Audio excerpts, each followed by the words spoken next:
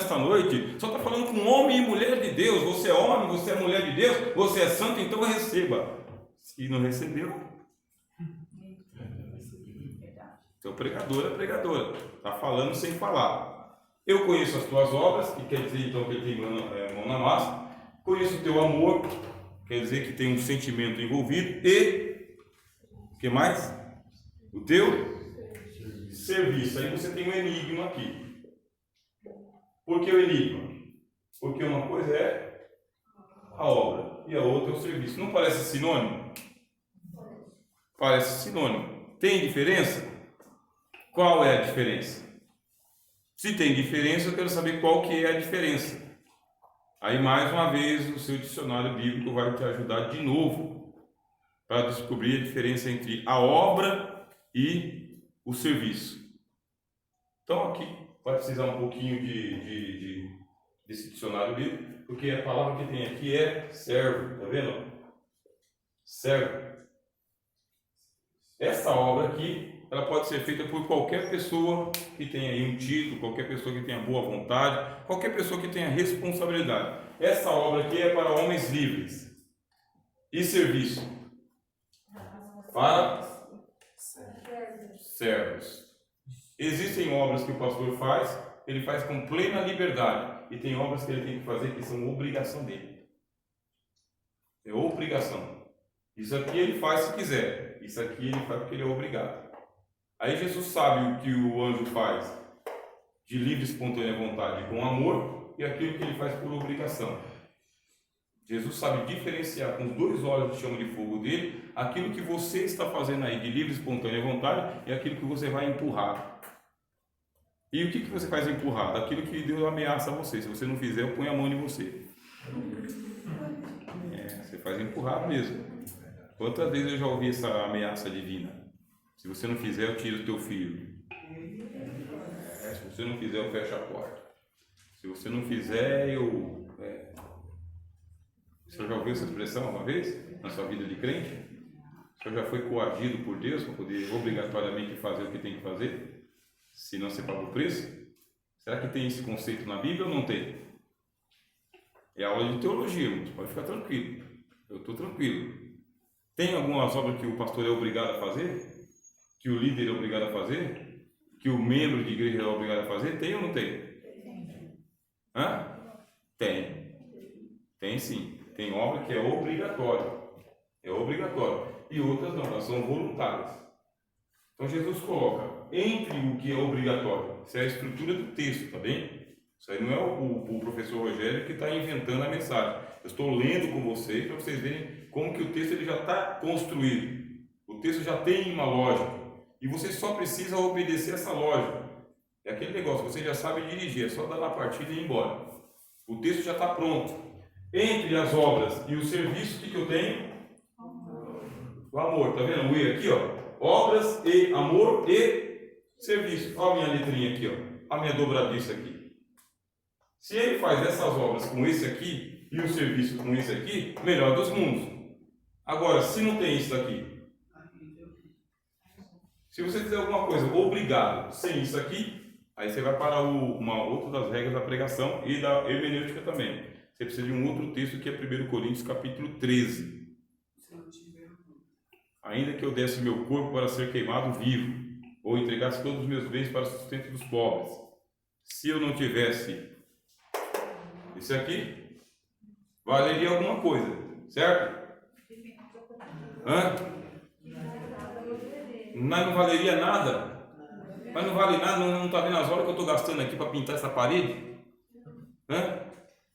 A tinta, o valor. Para que amor? Se eu tenho dinheiro, se eu tenho boa vontade, saúde, força, vigor, precisa de amor? Hã? Quem disse que precisa de amor? Já pintado com a tinta, já, né? É? Só tinta, meu amor. Então. Quem foi que disse que precisa de amor? Paulo? Paulo? Paulo? Paulo. Quem mais disse? Quem mais disse? Mas não vai valer nada mesmo se eu pegar e eu der todos os meus bens para sustento dos pobres. crise na Ucrânia, crise humanitária, não vale nada? Quem disse? Está vendo? Isso aqui é o comprometimento que a gente tem com a Bíblia. Eu conheço as tuas obras, que você faz com excelência, muito bem. Conheço o serviço que você faz porque não faz nada que é a sua obrigação. Jesus teve coragem de contar uma parábola dessa. Vocês acreditam? Que Jesus teve coragem de chamar a gente de servo inútil. Eu pensando que estou fazendo aqui um serviço extraordinário.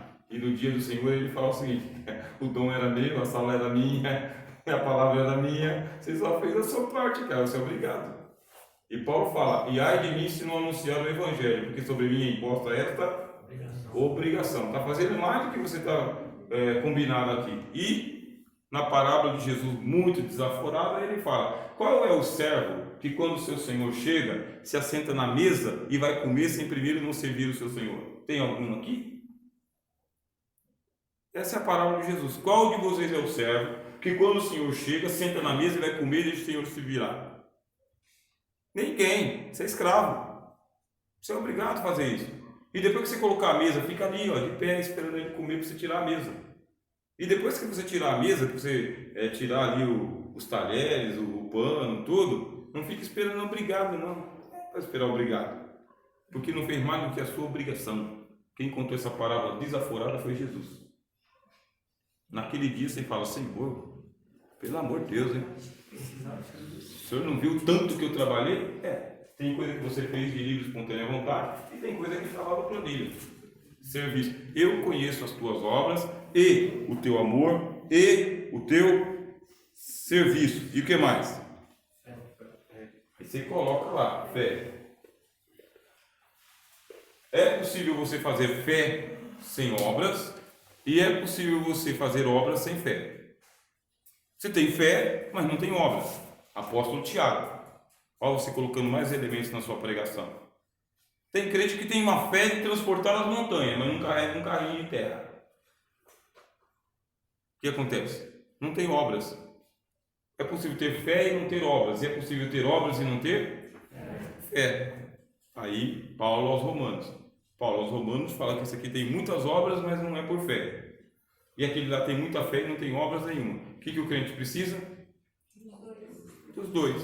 Tem que ter muita fé e muitas obras. Muita fé e muitas obras. Muita fé e muitas obras. Tiago diz assim: mostra-me a tua fé pelas tuas obras e eu mostrarei a minha fé pelas minhas obras. Carta de Tiago. Essa é outra habilidade que vocês como pregadores vocês vão ter. Já tem, né? Deus vai só melhorar isso aí. Qual que é? Usa o texto certo na ocasião certa. Porque em um texto você tem um lado da doutrina, no outro texto você tem outro lado da doutrina. Tem texto que Tiago não serve. Aliás, tem pregação que Tiago não serve, porque não é a área dele, não é o tema dele. E tem pregação que o Romanos não serve, porque também não é a área dele. Por isso, você vai usar o texto certo na hora certa, no lugar certo, e não mistura as cartas do baralho. Não mistura os textos, não mistura os temas, fica só nesse daí. Aqui a gente tem que usar qual? Junto com esse, tá vendo? Ó, a setinha, ó. Esse com esse. E esse com esse daqui. E aí, tem relação fé e amor? Vocês viram aqui, ó. Obra, serviço, amor e fé. Vocês notaram isso? Que negócio interessante. Eu ligo as obras com amor e eu ligo o serviço com a fé. Isso é uma coisa mais concreta e uma coisa mais espiritual, mais abstrata. Já está dando para pregar o Apocalipse, não está tão difícil assim, não é? Todo mundo sabe o que é obra, todo mundo sabe o que é serviço. Nós já ouvimos um monte de pregação sobre amor, um monte de pregação sobre a fé. Então aqui a gente já está nadando melhor do que lá. Liga um pouquinho, irmão, por favor. Bem fraquinho. Eu estou vendo ali o suor castigando a gente. Meus olhos como chão de fogo. Seus olhos como chão de fogo, hein? Pegou, hein? Bom, o que mais, irmãos? E a tua? Paciência. Paciência. Jesus, olha que tema gostoso de pregar, hein? Pastor não tem paciência com a igreja, velho. O líder não tem paciência com o departamento. Está todo mundo sem paciência. Deus está falando, viu? Ele conhece. Está bem na hora. Aí Jesus falou que Ele conhece a tua paciência, que pode ser uma Impaciência. Se fosse para falar mais literalmente, e vejo que você é muito impaciente, porque você pode usar esse termo e o correspondente do outro lado. Quer dizer, o contrário do amor seria a raiva, o ódio, né? O contrário da fé é a descrença, a incredulidade, e o contrário da paciência é a impaciência. São virtudes que Jesus procura em todo mundo. Não procura todo mundo?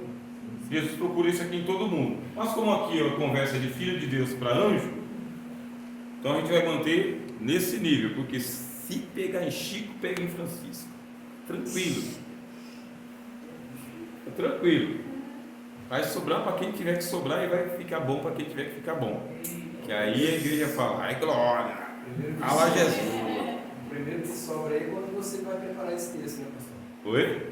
O primeiro que sobra é quando você vai preparar esse texto. Gostei da sua observação. É interessante. Você preparar um texto desse aí, você já falou com você demais, né? Você já vê que se você não tiver no prumo ali, você deixa para depois. Põe sua casa em ordem, porque do leite que subistes não descerás. Só por. Às vezes a gente tem essa dificuldade mesmo. O texto reprova a minha pregação.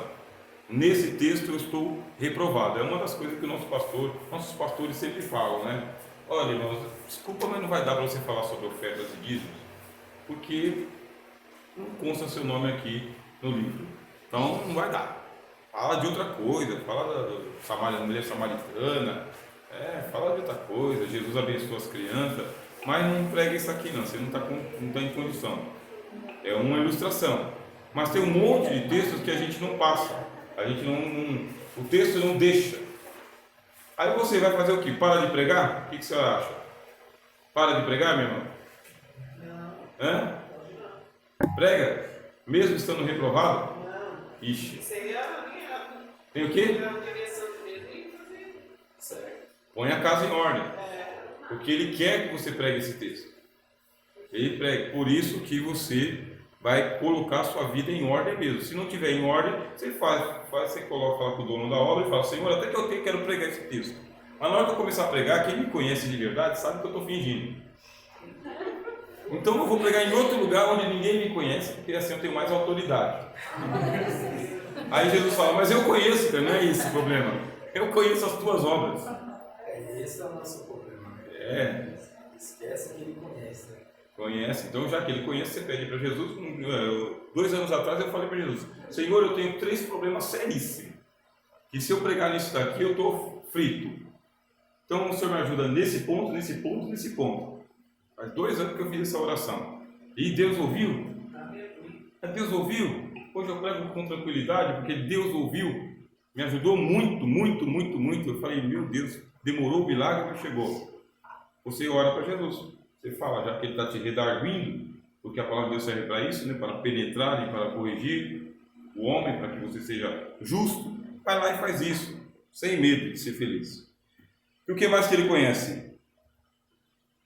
E que as tuas últimas obras são mais do que as primeiras.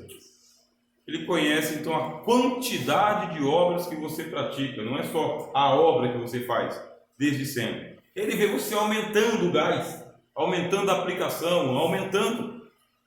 Você está bem. Ele começou um discurso bem. E outra regra que a gente tem na pregação é o seguinte: se a pregação começou elogiando, mantenha o elogio, meu irmão. A pregação começou elogiando, não foi?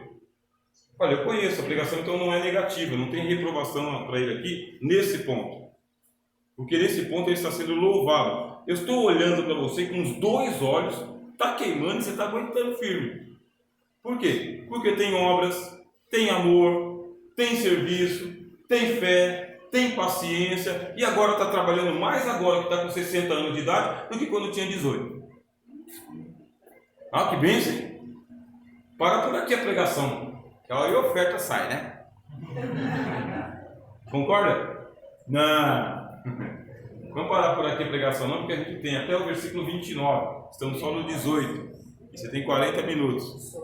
Mas se a pregação, se o texto começa assim, alto astral, animado, otimista, então você segue a mesma lógica do texto. Porque tem pregador que é tão fanático em bater nos outros, é tão fanático, que ele já começa arrebentando. Ele já começa já dando com o lado do cabo, né? Pega a bainha assim. Calma, vamos ter calma, você é pregador para a vida toda. Então nós não temos nada pessoal com ninguém. O texto, Jesus está elogiando o pastor de Tiatira. Quando ele não quer elogiar, é só você ver aqui o capítulo 3. Vai lá para o capítulo 3 e lê o versículo 1. Quem tem aí a voz de pregador e pregadora, lê aí, por favor. Para mim ouvir. Desliga aí, por favor. Já refrescou. Vamos ficar assim por enquanto. Obrigado. Quem vai ler? E ao anjo da igreja que está em Sardes escreve: Isto diz o que tem os 7 Espíritos de Deus e as 7 estrelas. Conheço as tuas obras, que tens nome de que vives, mas estás morto. Ponto. Aqui não tem elogio. Não tem elogio nenhum. Então não preciso fazer elogio nenhum. Porque não tem nada positivo nesse pastor. Não tem. Você lê a carta de Sardes aqui e ele está reprovado. Tem nome de que está vivo, mas está morto. Aí continua a leitura para você ver. Ele vai só pegando no calcanhar. Jesus não tem que ficar alisando. É anjo. É anjo. Jesus tem os 7 Espíritos de Deus e o pastor não tem nenhum. Você viu aqui o contraste? Eu tenho 7. Estou cheio do Espírito Santo. E você tem nada.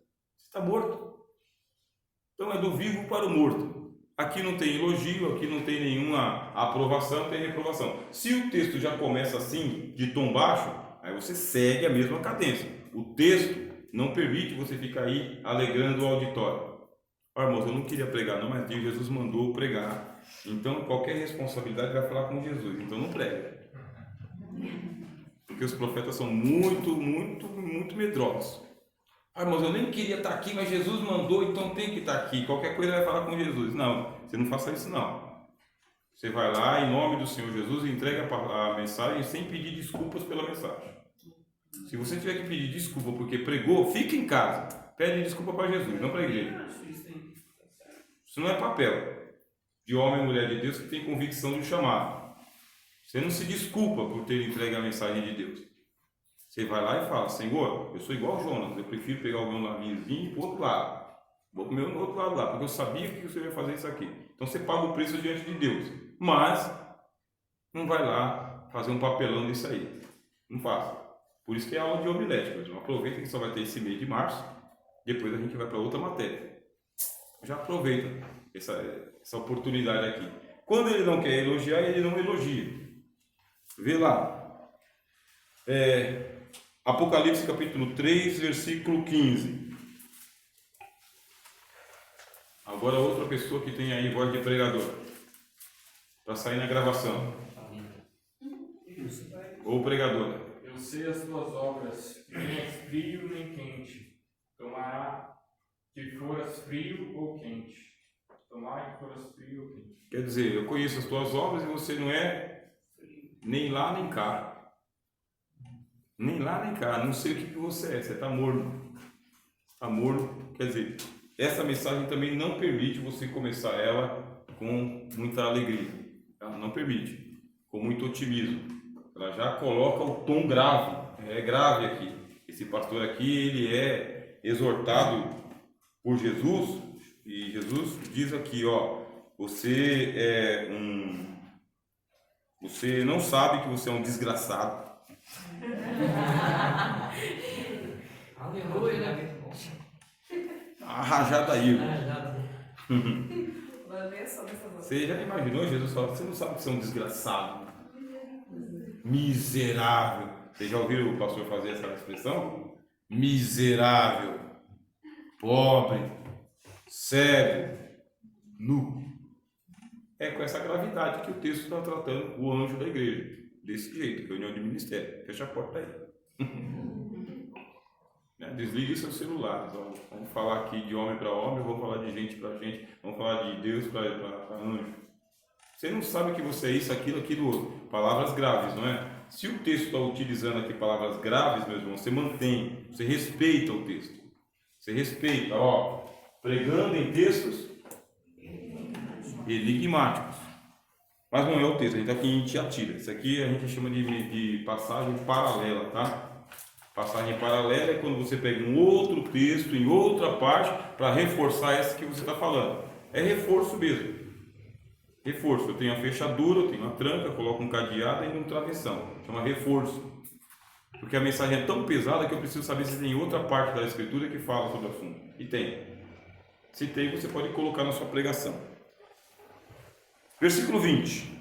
Já elogiou, já falou o que tinha que falar. 19. Aí vem uma parte que você não pode ignorar. Você não pode ignorar o e, está vendo aqui?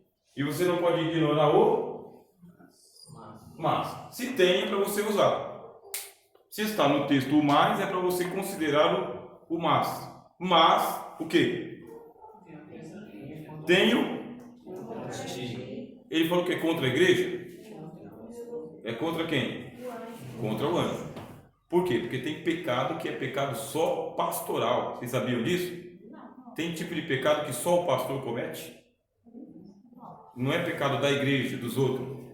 A função dele faz ele cometer esse pecado. Então, não está dizendo que é um pecado, mas está dizendo que eu tenho contra ti. Se fosse contra a igreja, será que Jesus falaria contra a igreja? Aqui, capítulo 3, versículo 4. Pode ler. De novo, uma passagem paralela. O que diz o versículo 4? 3, 4. Mas também tem em Sardes algumas pessoas que não contaminaram seus vestidos, e comigo andarão de branco, porquanto são dignas disso. Está vendo? Quando é para falar com a igreja, ele fala com a igreja. Tens aí na igreja de Sardes pessoas com quem a gente vai falar aí, por quê? Porque vão andar comigo de branco. Agora aqui não é com a igreja, aqui é com o anjo da igreja de Tiatira. Então Jesus sabe muito bem para onde ele vai direcionar a palavra dele. Tem pregação, tem chicote, vamos dizer assim, que é para as costas do pastor mesmo, do líder mesmo. É nesse nível aqui. Agora tem repreensão que é para a igreja. E o que é que o Senhor Jesus tem contra o anjo da igreja de Tiatira? Então você coloca assim, tolerância, tolerância. Ele é anjo e ele está tolerando. Tolerando o quê? Quem? Jezabel. Você coloca a palavra Jezabel. Você é obrigado a ter um dicionário bíblico para você ler a história de Jezabel. Você é obrigado a ler a história de Jezabel, Acabe, Elias. Está dizendo, você pensa que é um Elias, você não é um Elias, você é um Acabe. O anjo da igreja de Tiatira está agindo como um Acabe e não como Elias. Porque o Elias denunciou, mas e o Acabe? Casou com ela. Aqui você está com uma situação difícil, porque isso é enigmático, porque não é uma Jezabel literal, não é a Jezabel do Antigo Testamento, mas é uma Jezabel, uma mulher que está encarnando o papel de Jezabel. Qual que é o pecado dessa mulher aqui? É uma mulher? Sim. O texto diz? Sim. Tem pecado que é pecado feminino na igreja. Feminino. E tem pecado que é pecado masculino. E tem pecado que é pecado feminino. Esta mulher está na igreja de Tiatira e ela comete lá um pecado. Qual que é o pecado dela? Se desprofetiza. Se diz, está vendo aqui, ela se diz. E ela se diz uma profetisa. Ela é profetisa? Não. Mas ela se passa por profetisa. Você já pensou? Você estava pregando agora mesmo com o pastor da igreja, estava pregando agora mesmo. o canhão estava virado para ele. Aí você começa nessa pregação a dizer o seguinte: existe um pecado, que é o pecado da profecia. Pecado da profecia, sim. Qual profecia? Falsa profecia. Esse é o pecado da falsa profecia, que é executado pela falsa profetisa. Então, se não é profecia coisa nenhuma, tem um pecado aqui. E esse pecado está sendo cometido aqui por uma Jezabel. Então, nesse momento aqui, silêncio na igreja. Silêncio na igreja, porque o pessoal da falsa profecia vai ficar de orelha em pé. E aquele que recebeu uma profecia falsa também. E lá vai você dizendo.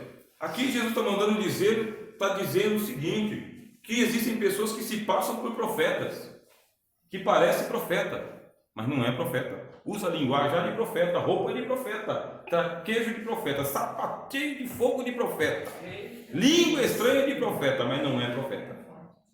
E o senhor não está vendo? Aí você não vai falar diretamente com o senhor, né?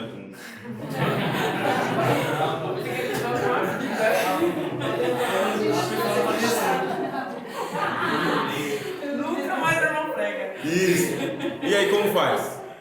Aí a gente fala, e o pastor de Tiatira não estava vendo?